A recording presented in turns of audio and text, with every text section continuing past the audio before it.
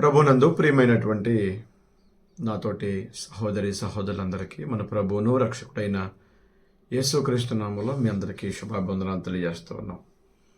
ప్రియులరా, ప్రతిరోజు YouTube channel ద్వారా దేవుని యొక్క వాక్యాన్ని మీరందరూ కూడా వినడం, గ్రహించడం, మమ్మల్ని ప్రోత్సహించడం మాకు చాలా ఆనందంగా ఉంది.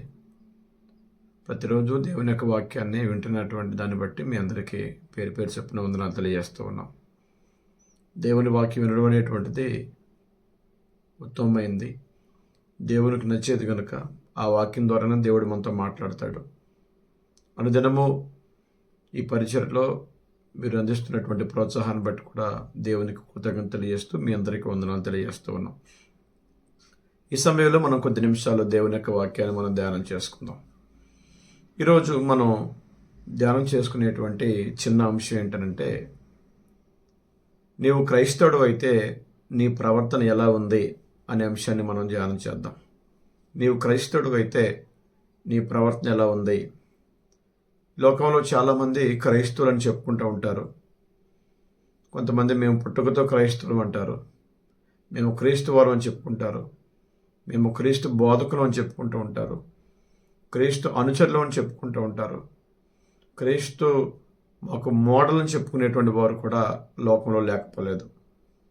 నాతోటి ప్రియమైన వాళ్ళారా, క్రైస్తవులంటే క్రీస్తు వారని, క్రైస్తవులంటే క్రీస్తుని ధరించుకున్నవారని, క్రైస్తవులంటే క్రీస్తు అడుగుజాడలు నడిచేవారని దేవుని వాక్యం మనకు తెలియజేస్తూ ఉంది.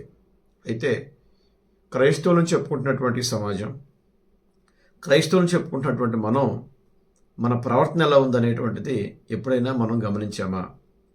ఎప్పుడైనా మనం పరిశీలన చేసామా మన ప్రవర్తన ఎలా ఉందనేటువంటిది?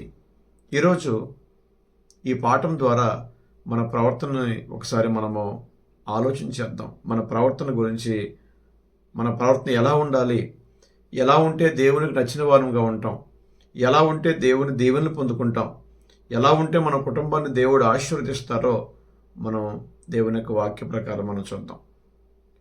ప్రవర్తన అనేటువంటి మాటకి అర్థం ఏంటంటే నడత అంటారు, లేక వ్యవహార శైలి, ఇంకా చెప్పాలంటే అనుసరించేటువంటి జీవన విధానం. నీ వ్యవహార శైలి ఎలా ఉంది, నీ మాటల తీరు ఎలా ఉంది, నీ చూపులు ఎలా ఉన్నాయి, నీ ప్రవర్తన ఎలా ఉన్నాయి, నీ కార్యాలు ఎలా ఉన్నాయి అనేటువంటి దాని గురించి మనం ఇప్పుడు గమనించుకుంటూ ఉండాలి. నాతోటి ప్రియమైన దేవుని బిడ్డలారా, నా ప్రవర్తన నేను గమనించుకోకపోయినా అందరూ నన్ను గమనించేవారు లోకంలో లేకపోలేదు. మన చుట్టూ ఉన్న వారందరూ కూడా మనల్ని గమనిస్తూనే ఉంటారు. చుట్టూ ఉన్న వాళ్ళు గమనిస్తారు, పరమందున్న దేవుడు కూడా మన ప్రవర్తన చూస్తున్నారనే విషయాన్ని గ్రంథం తెలియజేస్తూ ఉంది. కొరింథీయులకు రాసిన మొదటి పత్రిక 15వ అధ్యాయము 34 మనం చదివినట్లయితే, నీతి ప్రవర్తన గలవారై పాపము చేయకుడి, కొంతమందికి జ్ఞానం లేదు, మీకు సిగ్గు కలగడానికై ఈ మాటలు రాస్తున్నాను అన్నాడు. నాతోటి ప్రియమైన వాళ్ళరా, నీతి ప్రవర్తన గలవారై పాపం చేయొద్దు అన్నాడు. నీతి ప్రవర్తన కావాలి దేవునికి, పాపము లేని జీవితం కావాలి దేవునికి. పాపము అందుబాటులో ఉన్న దాని జోలికి వెళ్ళని వారు కావాలి దేవునికి. పాపము నుండి దూరంగా పారిపోయేవాళ్ళు కావాలి దేవునికి. అలాంటి ప్రవర్తన కలిగి నీవు నేను ఉన్నామో లేదో మనం ఆలోచించేయాలి. అయితే ఈ పాఠంలో కొన్ని ప్రాముఖ్యమైన విషయాలు మనం ఆలోచించేద్దాం. అయితే మన ప్రవర్తన ఎలా ఉండాలి, క్రైస్తవులమైనటువంటి మనము మన ప్రవర్తన ఎలా ఉండాలో మనం ఆలోచించేద్దాం. మొదటిది, మన ప్రవర్తన ఎలా ఉండాలంటే క్రీస్తు సువార్తకు తగినట్లుగా మన ప్రవర్తన ఉండాలి. చాలామంది వాక్యాన్ని బోధిస్తారు కానీ వాక్యానుసారంగా నడుచుకోరు. చాలామంది ఆరాధనకు వెళ్తారు కానీ క్రీస్తుకు తగినట్లుగా ప్రవర్తించరు. చాలామంది మేము సువార్త ప్రకటిస్తున్నాం అంటారు కానీ సువార్తకు తగినంత జీవితాన్ని వాళ్ళలో మనం చూడలేం. ఇవే బాధాకరమైన విషయాలు. కానీ దేవుని వాక్యం ఏం తెలియజేస్తుందంటే, సువార్తకులైన, సంఘ సభ్యులైన, విశ్వాసులైన ప్రతి వారు కూడా ఎలా ప్రవర్తించాలంటే క్రీస్తు సువార్తకు తగినట్లుగా ప్రవర్తించాలట. అపోస్తుడైన పౌలు ఫిలిప్పీయులకు రాసినటువంటి పత్రిక 1వ అధ్యాయము 27, 28 వచనాలు గనక మనం చదివినట్లయితే అక్కడ ఈ పదం ఉపయోగించబడింది. ఫిలిప్పీలో ఉన్నటువంటి సంఘాన్ని పౌలు గారు ప్రోత్సహిస్తూ చెరసాలో ఉంటూ రాస్తున్నటువంటి పత్రిక ఏమని తెలియజేస్తున్నాడంటే ఈ పత్రిక ద్వారా మీరు క్రీస్తు సువార్తకు తగినట్లుగా నడుచుకోవాలి అంటాడు.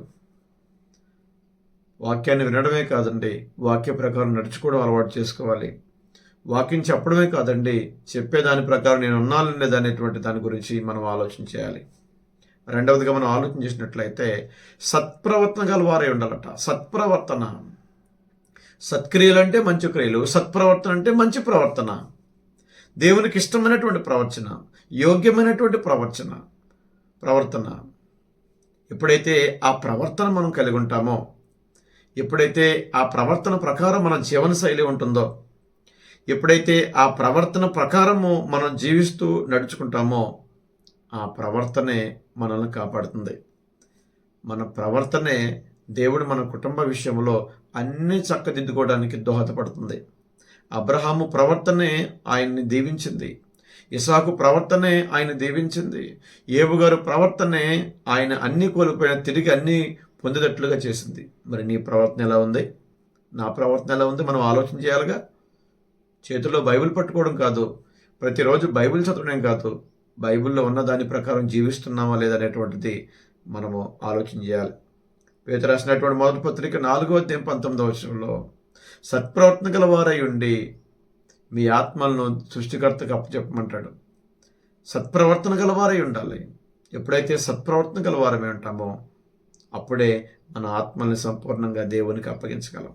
ఇక మూడవది మనం ఆలోచన చేసినట్లయితే పరిశుద్ధమైన ప్రవర్తన అంటే పాపము లేని జీవనశైలి, పాపము లేని జీవితము, కళంకము లేని జీవితము, ముడత లేని జీవితము.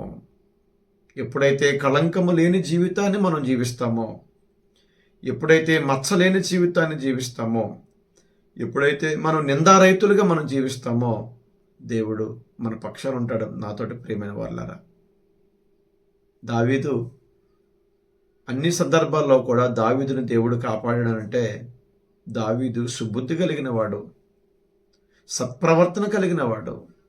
మరి నీ ప్రవర్తన ఎలా ఉంది? దేవుడు నిన్ను కాపాడేలాగా నీ ప్రవర్తన ఉందా?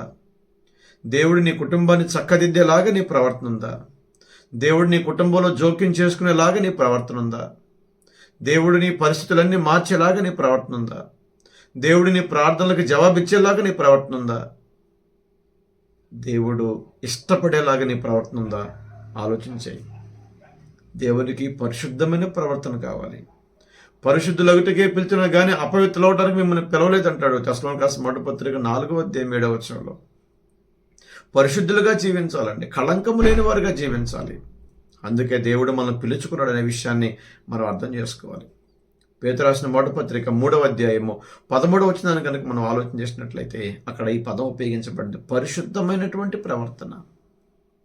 పరిశుద్ధులు కావాలి దేవునికి, క్రీస్తు లాంటి పిల్లలు కావాలి దేవునికి, క్రీస్తు లాంటి సత్ప్రవర్తన గల వారి ఉండాలి, క్రీస్తు లాంటి పరిశుద్ధ ప్రవర్తన గల వారి ఉండాలి, క్రీస్తు లాంటి మనసు కలిగి ఉండాలండి మనం అందరం కూడా. నాకు నచ్చినట్లుగా నేనుంటే కుదరదు, నాకు తోచినట్లుగా నేనుంటే కుదరదు, నీకు నచ్చినట్టుగా నేను ఉండకూడదు, నాకు నచ్చినట్టుగా నేను ఉండకూడదు. దేవునికి నచ్చినట్లుగా మనం ఉండాలి. దేవునికి ఎవరు నచ్చుతారంటే పరిశుద్ధమైన ప్రవర్తన గలవారు నచ్చుతారు దేవునికి. ఇక 4వది మనం ఆలోచన చేసినట్లయితే దేవుని చిత్తానుసారమైనటువంటి ప్రవర్తన గలవారై ఉండాలి. దేవుని చిత్తానుసారమైనటువంటి మనసు, దేవుని చిత్తానుసారమైనటువంటి ప్రవర్తన. ఈ ప్రవర్తన మనలో ఉందా? దేవుని సంకల్పం ప్రకారం మనం జీవిస్తున్నామా? దేవుని చిత్తం ఏంటో గ్రహిస్తూ మనం జీవిస్తున్నామా? దేవుని ఇష్టాన్ని మనం గౌరవిస్తున్నామా? ఆలోచన చేయండి, ఆలోచన చేయాలండి. కీర్తన గ్రంథము 143వ కీర్తన 10వ వచనం చూసినట్లయితే దేవుని చిత్తానుసారమైనటువంటి ప్రవర్తన గురించి మాట్లాడతాడు అక్కడ. మరి నీ ప్రవర్తన ఎలా ఉంది? దేవుని చిత్తం ఏంటో తెలుసా నీకు? సంపూర్ణమైన దేవుని చిత్తం ఏదో గ్రహించి అంటాడు రోమాపత్రిక 12వ అధ్యాయం 2వ వచనం. సంపూర్ణమైన దేవుని చిత్తం ఏదో తెలుసుకోవాలి. నీ విషయంలో దేవుని ఆలోచన ఏంటో తెలుసుకోవాలి, నీ విషయంలో దేవుని మనసు ఏంటో తెలుసుకోవాలి, నీ విషయంలో దేవుని కోరిక ఏంటో తెలుసుకోవాలి. ఆరాధనకి వెళ్ళడం రావడం కాదండి. ఆలోచన చేయాలి మనం. దేవునికి నేను ఇష్టంగా బ్రతుకుతున్నానో లేదనేటువంటిది. ఎప్పుడైతే దేవుని చిత్తానుసారంగా మనం బ్రతుకుతామో అప్పుడే దేవుడు మనల్ని ఇష్టపడతాడు. దావీదును అన్నాడు, దావీదు నా హృదయానుసారుడైన మనుషుడు అన్నాడు. మరి దేవుని హృదయానుసారులైన మనుషులే మనం. భూమి మీద దేవుని చిత్తాన్ని మనం నెరవేర్చగలుగుతున్నామా? మన ఇష్టాన్ని మనం నెరవేరుస్తున్నామా? ఏబుగారు సందర్భంలో ఏబుగారు అంటాడు, దేవుని నోటి మాటలను విడిచితిరగలేదు, నా స్వభాభిప్రాయం కంటే ఆ మాటలను ఎక్కువగా ఎంచాను అంటాడు. మరి నీ స్వభావాన్ని ఎగుతుందా నీ జీవితంలో? దేవుని మాట ప్రకారం జీవిస్తున్నావా? దేవుని గెలిపిస్తున్నావా? దేవుని ఓడిస్తున్నావా అనేటువంటిది ఆలోచన చేయండి. చివరగా 5వదిగా మనం చూసినట్లయితే దేవుని అధికారమును ఒప్పుకునే ప్రవర్తన కావాలండి.